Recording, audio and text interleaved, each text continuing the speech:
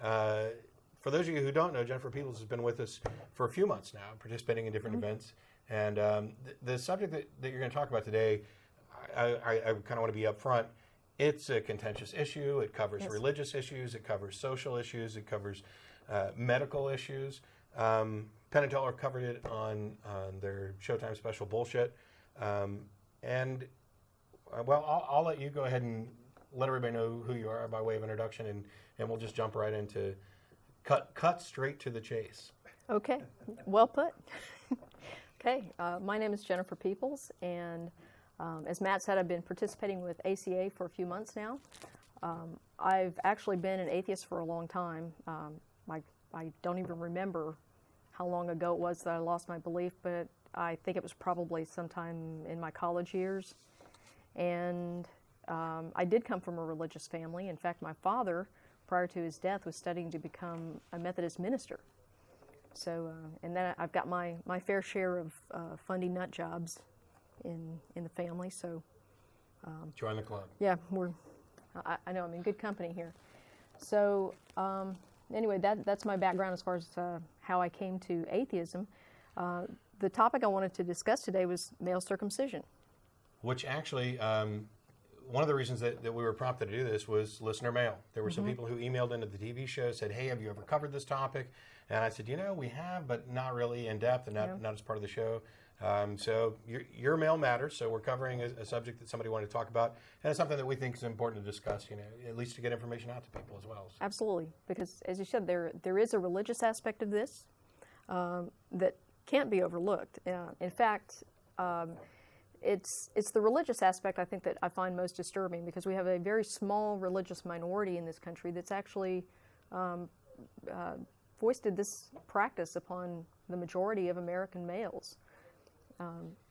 One of the things that prompted me to investigate circumcision is that I found that my partner and I were expecting a son. And in order to make an informed decision about what's best for him, we felt we had to do our due diligence and investigate this further. And just as a way of informing everyone where I come from on this, I come from a family where there is no tradition of male circumcision. Most of the males in my family are intact. And my partner comes from a family where most of the males are circumcised. And so we had a very different perspective on this. Her view was that this is normal, this is how it's done. Mine was, well, no, this is not normal, because the only male that I knew of in my family who was circumcised was my brother. And he was circumcised entirely without parental consent. The doctor did it, never asked or anything. And that was the way it was done prior to about the 1970s. So we felt that we owed it to our son to make an informed choice here. Right. And so in researching this a little more, sort of stepping out of my family background, what I found was that this is really an ancient blood ritual that got medicalized. And a lot of it had to do with the fact that it was a familiar practice for a lot of Jewish physicians. And so they brought this notion into the medical mainstream. And of course, a lot of it came to be during the Victorian era. In fact, prior to about 1870, there were very few men in the U.S. who were circumcised. After about 1870, it started to increase. And then post-World War II is when it really started to become very common. And there are lots of reasons for that, but a lot of it had to do with Victorian notions around purity and preventing masturbation. Yes. But there were lots of other reasons that were invented. There are some historical claims about circumcision that are just, we look at them now and they're pretty fantastic. The main one was that it prevented masturbation. Okay. So anyone who's ever either been a teenage male or been around a teenage male, you know that kryptonite couldn't prevent that. So that was a bogus reason up front. It also reduces sexual sensation, and this is something that Jewish medical philosophers dating back to the first century, they put forward this idea that it did reduce sexual sensation, and they thought this was a good thing because it kept the man's mind off of sex and on to prayer. So it was promoted specifically because it reduced their sexual sensation. The other thing that was promoted is that it promotes hygiene, basically that it's easier to keep clean. And there's some interesting background on that I'm going to get to in a minute. But the other thing that came into vogue after sometime in the early 20th century was that it could prevent all kinds of diseases. And some of the diseases that it was supposed to prevent included tuberculosis, insanity, plus a whole lot of other vaguely defined mental illnesses, epilepsy, sexually transmitted diseases, the latest of which is HIV, but it included things like syphilis, and also penile cancer. And the penile cancer thing is very interesting because we now know that that's closely linked to exposure to human papillomavirus, right, and also smoking. And you had to include that. Yeah. Honestly, though, when you mention insanity, it reminds me of like the wellness center phases and these quack doctors who would, they'd prescribe. Essentially, they were vibrators to cure female insanity. Yeah. Okay, I'm with you there, buddy. But I mean, it's like, we've come so far. We've gained a good understanding, not a perfect understanding, of the universe we live in, the human body, how things work. But we don't have to go back very far at all to find just medical nonsense that seems so obvious now. There's plenty of medical nonsense now. I mean, you get your homeopathy and acupuncture and chiropractic and whatever else. But I mean, we're talking about things like phrenology, where you're reading the bumps on somebody's head to determine whether or not they're likely to become a mass murderer. So this whole insanity thing is, it was sexual tension, and we're just saying that these women are going nuts. We better give them something to do. Okay. So yeah, I mean, I guess you can cure anything as long as you're looking at it through this lens of equal insanity. But. Yes, and getting back to the STD and the penile cancer thing, the whole thing with the penile cancer thing is that circumcised men can and do get cancer of the penis.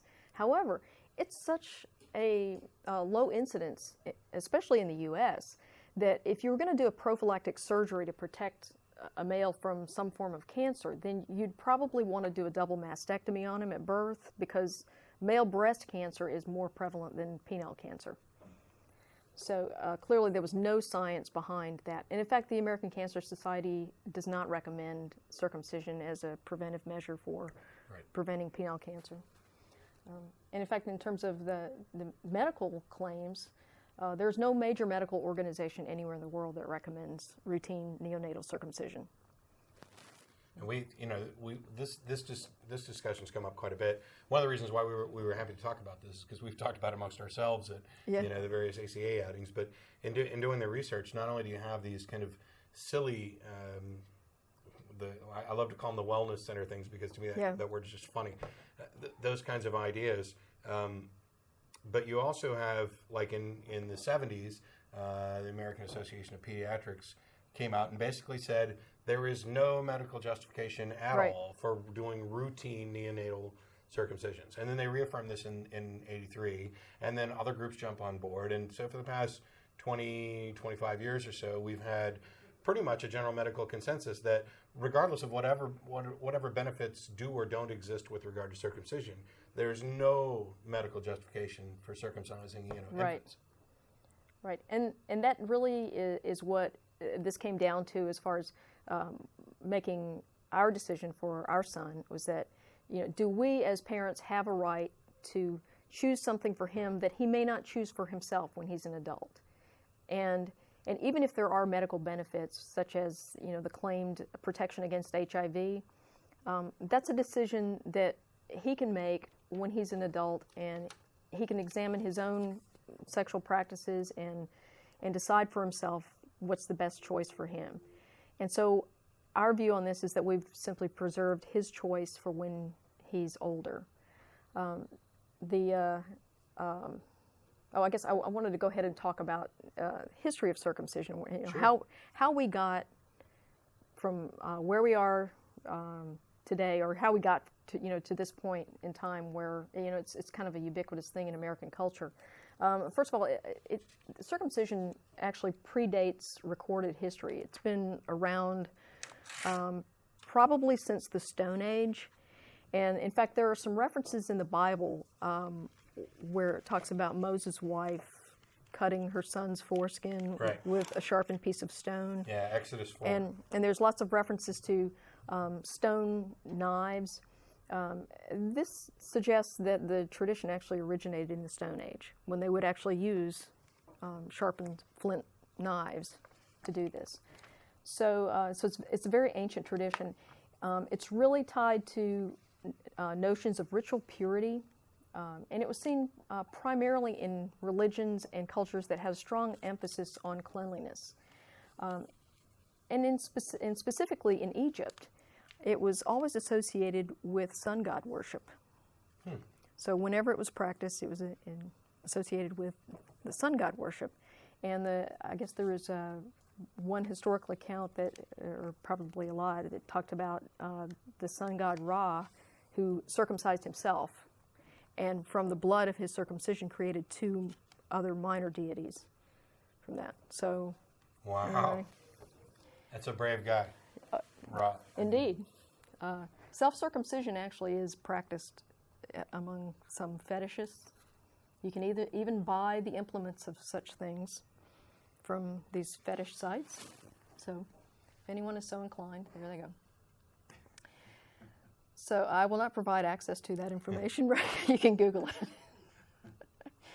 So then when we talk about circumcision in this country, where we're really getting this tradition, it's really derived from the Jewish tradition. So I want to talk a little bit about that. Sure. Jewish law talks about circumcising males on the 8th day. That's in Genesis chapter 17. And they probably got this custom from the Egyptians, just because of the close association there. And the fact that you're talking about cutting part of the male member, not surprising, given that we're basically talking about a Canaanite fertility cult here. So the fact that they would do something to sacrifice a part of the male member, in many cases this was seen as the same thing as pruning a bush to increase its production. So it was tied to notions of fertility and suitability for marriage, as well as ritual cleanliness and purity. So that's the the passage you were talking about earlier, Exodus 4. I think it's verses 24 through 26 or whatever. Basically, Moses and his wife Zipporah are traveling, and they're in their tent, and God decides that He's going to come and kill Moses. And they don't really say why, but the presumption, based on the moral of the story, is that they hadn't actually circumcised their young child yet. So God comes down to the tent to kill Moses, but his wife wakes up, realizes what's going on, grabs a sharp stone, does the circumcision on their little kid, and then throws the bloody remnant at the feet of Moses, and this scares God off. Well, in fairness, if you read the Bible, God then decides that He's not going to kill Moses after all. I wouldn't want to say that you could scare God off, but sure seemed that way. Yes. And according to Jewish law, it's the father's responsibility to ensure that his son is circumcised. And he has the right to perform the circumcision himself. Now, most fathers choose to appoint a surrogate to do this, and they can appoint a specially trained rabbi called a moil who will do the circumcision. Now, a ritual Jewish circumcision consists of 3 parts. There's the actual cutting part.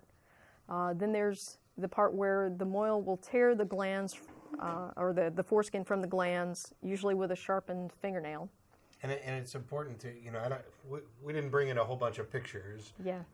And we do want to do a whole anatomy course. But the reason for that is that the foreskin in newborns isn't retractable. Yes. And it's still attached to the glands. And this doesn't actually become retractable necessarily until about age 5 or around then, and perhaps even later. Yes. So what he's got to do is actually a tearing procedure. I apologize for grimacing all through this show, but as somebody who possesses a penis, This is a little uncomfortable. But there's a tearing of the glands in order to get them back to where they can put the implement on to start the cutting or continue the cutting.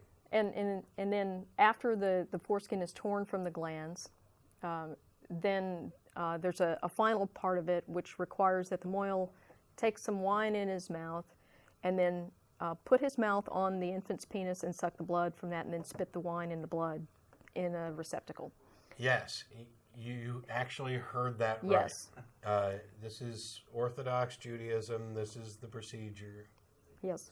Now, to be fair, I have no reason to think that all Orthodox Jews are actually following this procedure.